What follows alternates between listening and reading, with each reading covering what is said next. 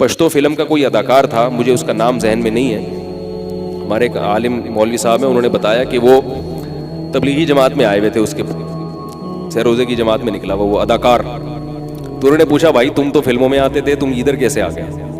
تو اس نے بتایا اپنا واقعہ, کہہ رہے میں ہمارا کوئی میوزیکل شو تھا یا کوئی شوٹنگ تھی, تو پوری رات ہم ڈانس ناچ گانے میں لگے ہوئے ہیں, اور وہی جو ان کا ہوتا ہے ساری رات میوزک, ساری رات کوئی گانے کی ریکارڈنگ ہو رہی تھی. تو کہہ رہے کہ ایک دن مسجد سے قریب میں مسجد سے اذان کی آواز آئی. یہ اسلامی ملک میں رہنا بھی بہت بڑی اللہ کی نعمت ہے. یہ فضاؤں میں جو اللہ کے نام کی آوازیں ہیں, یہ آپ کو دوسرے ملکوں میں, اور جس کو اللہ سے محبت ہوتی ہے نا, اس کو اللہ کا نام فضا میں گونجتا ہوا اچھا لگتا ہے. بعض دفعہ ایسے ہوتا تھا کہ جیسے خاموشی ہے چاروں طرف, دوپہر میں نا وہاں ہمارے دارالفتہ میں سب طلبہ سو جاتے تھے, بالکل خاموشی ہوتی تھی. تو مؤذن کی جیسے ہی اذان شروع ہوتی تو وہ خاموشی ختم ہوتی تھی. تو مجھے یاد ایک دفعہ مؤذن نے اذان دی تو ہمارے حضرت کی آنکھوں سے میں آنسو آئے, اور اوپر سے اتر کے نیچے آئے صرف اذان سننے کے لیے. اتنا اچھا لگ رہا تھا کہ سب خاموش ہیں, اور سب سے پہلے فضا میں نام کس کا بلند ہو رہا ہے؟ فجر کی اذان میں بڑا مزہ ہے, سب خاموشی ہوتی ہے, ایک دم اللہ اکبر کی صدا, اللہ اکبر کی صدا فضا میں گونجتی ہے.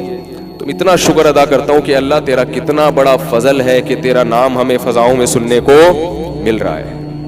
کتنا بڑا تیرا فضل, اور کتنا اچھا لگتا ہے صبح صبح کہ بھئی اس علاقے میں, اس محلے میں سب سے پہلے جو آواز فضا میں بلند ہوگی وہ اللہ اکبر کی ہوگی. اللہ سب سے بڑا ہے. تو اللہ سے محبت ہو تو وہ نام سننے میں مزہ آتا ہے.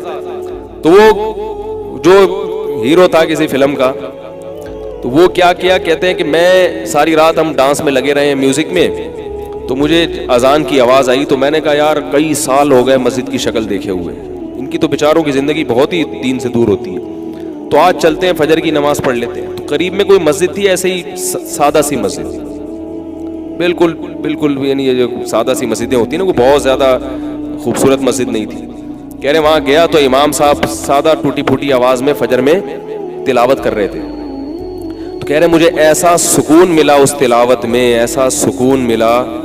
میں نے کہا سکون تو ان لوگوں کے پاس ہے, موسیقی کی دھنوں میں وقتی لذت ہے, وقتی لذت, حقیقی سکون نہیں ہے. جیسے چرس اور ہیروئن میں وقتی لذت بہت ہے مگر ہیروئن کی زندگی تباہ ہو جاتی ہے, ایسے ہی موسیقی بھی ایک نشہ ہے. وقتی طور پر تھرک لیتا ہے انسان, تھوڑا سا مزہ آ جاتا ہے, اس کے بعد اس کا سکون آہستہ آہستہ, اسے ہر وقت وہی چاہیے, ہر وقت وہی. جیسے ہیروئن کو ہر وقت ہیروئن چاہیے نا, ایسے ہی موسیقی